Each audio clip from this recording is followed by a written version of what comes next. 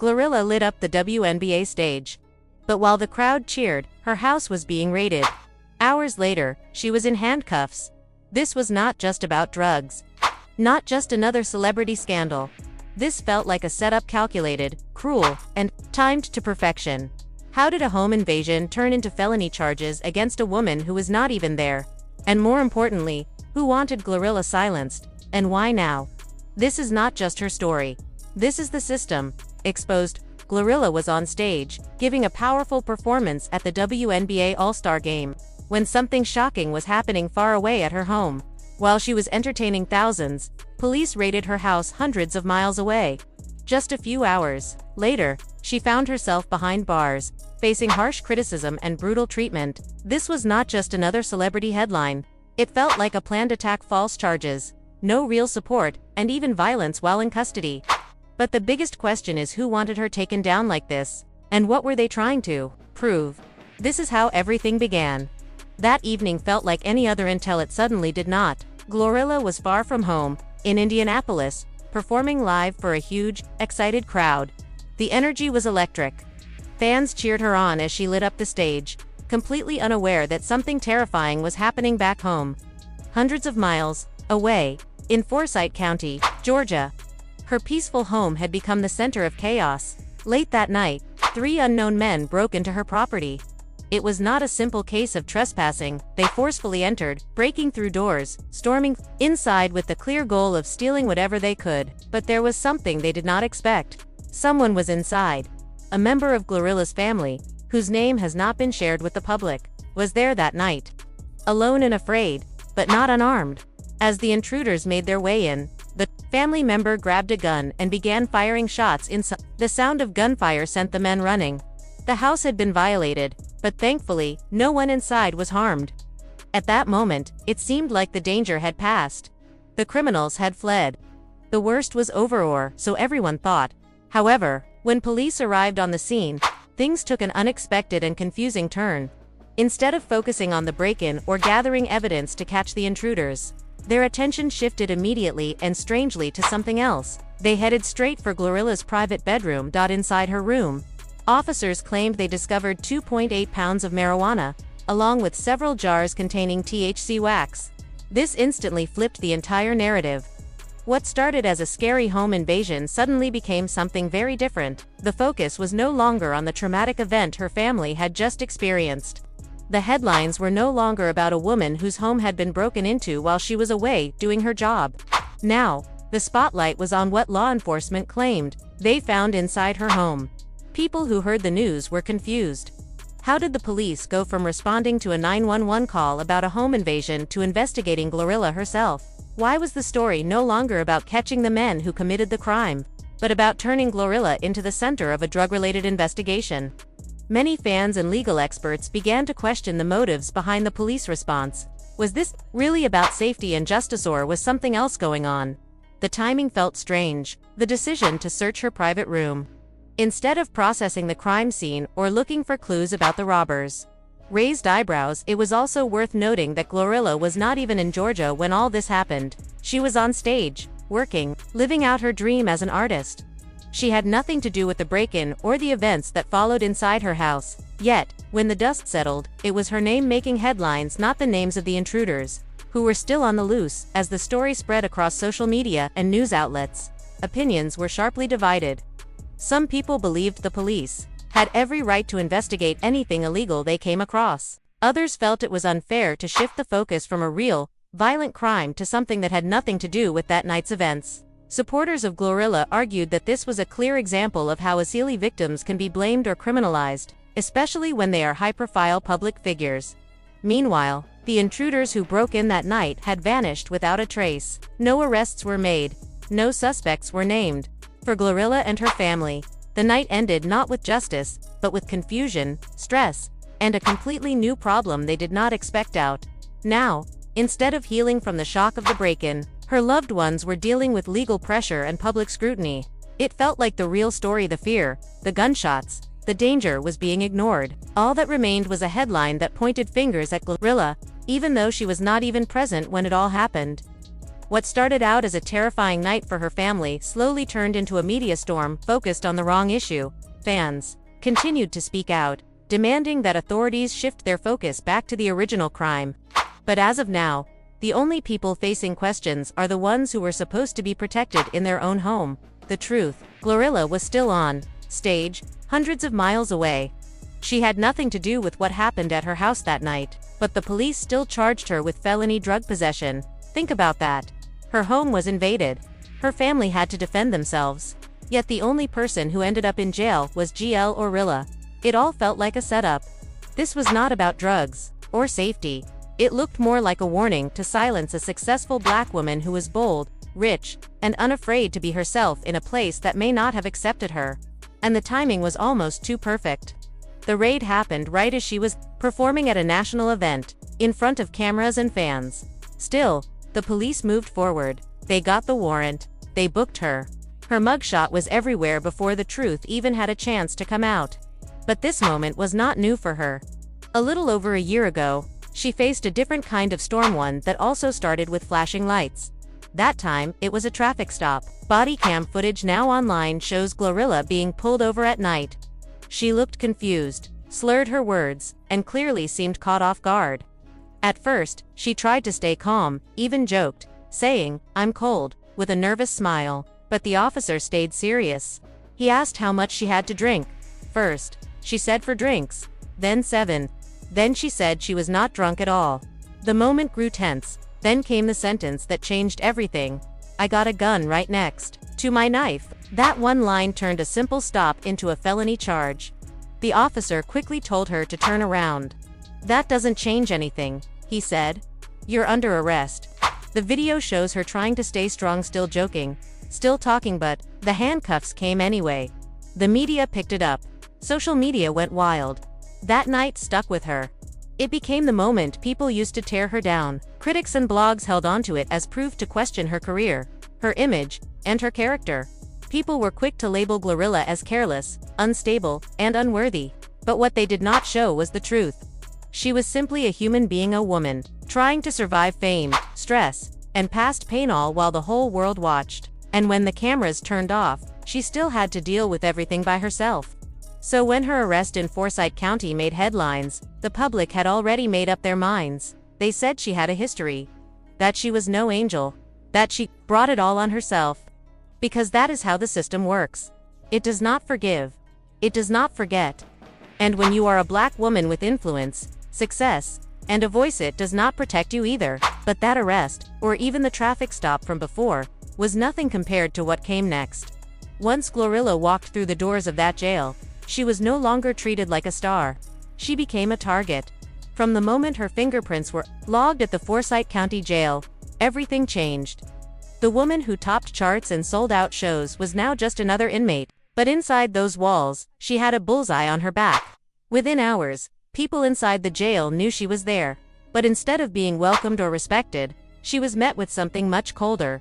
There was jealousy, there was resentment, and there was pure hate. Reports from inside began to leak. She was not given protective custody. She was not kept away from the general population. She was thrown right into the middle of it, as if someone wanted trouble to break out. One former inmate told a Memphis blogger that the guards simply did not care who she was. Some even seemed to enjoy watching the drama unfold. They treated her like she was nothing, and it started fast. Inmates mocked her, threatened her, and called her fake. One woman even shouted, "You ain't untouchable, Glo, you just next."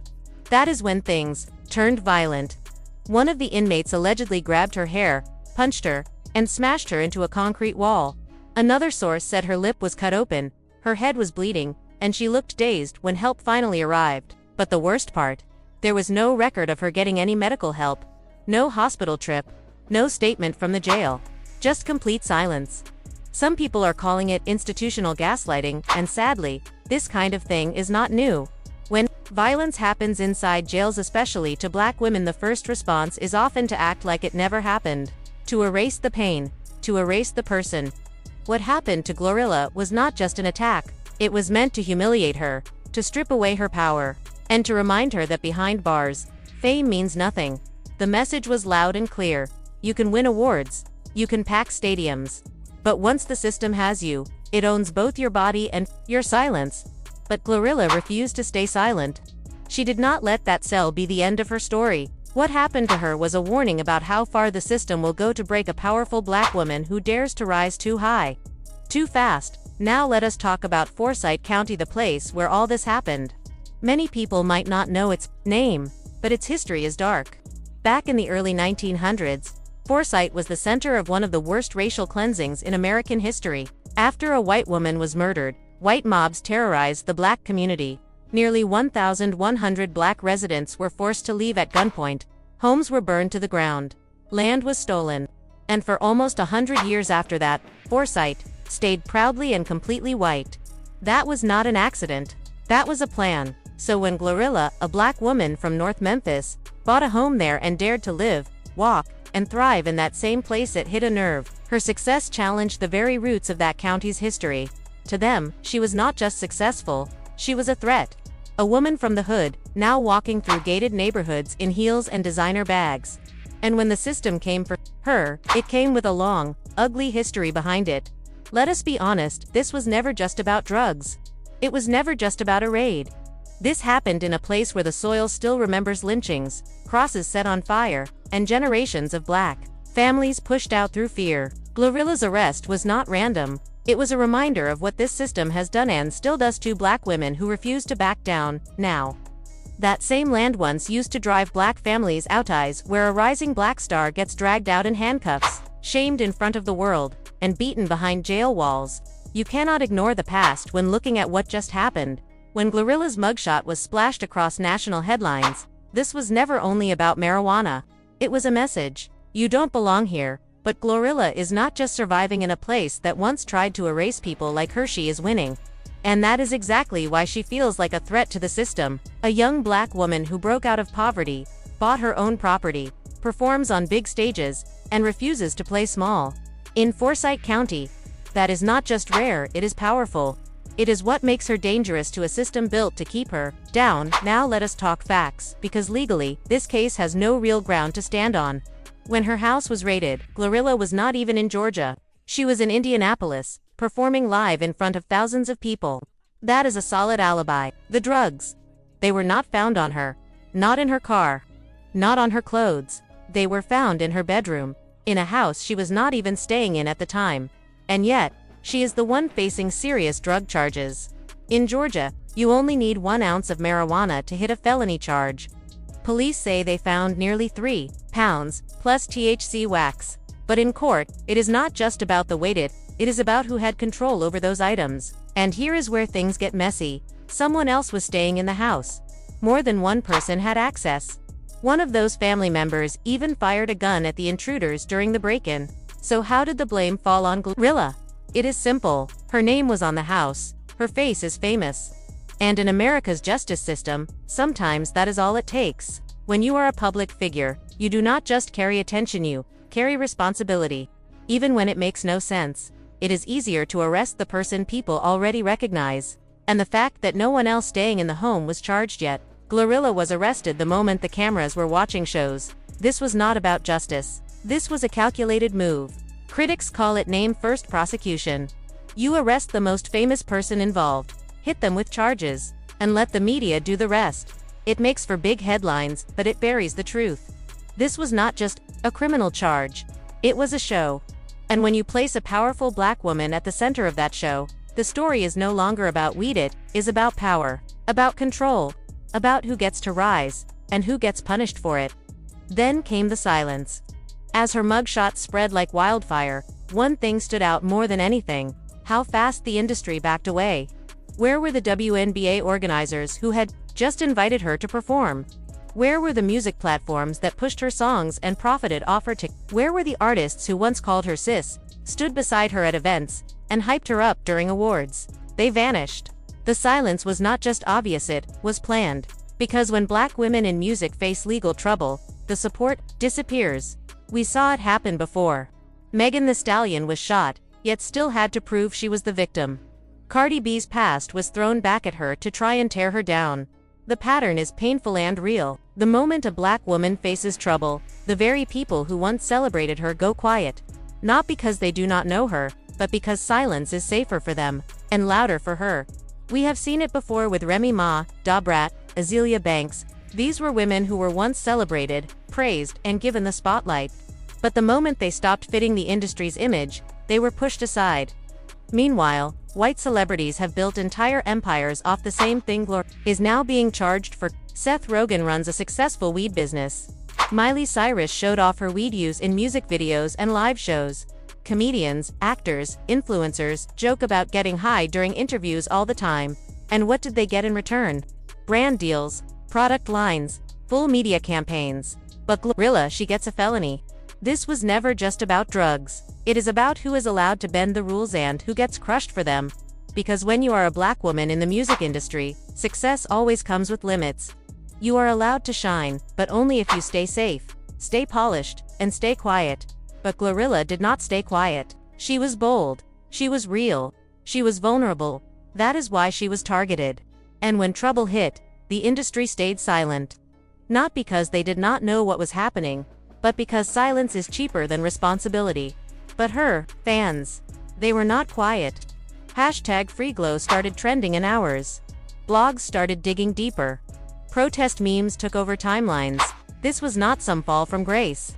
This was a takedown. Her rise from the ground up, before the mugshot, before the Grammy nods, before the big stages and viral headlines, there was just Gloria Hallelujah Woods.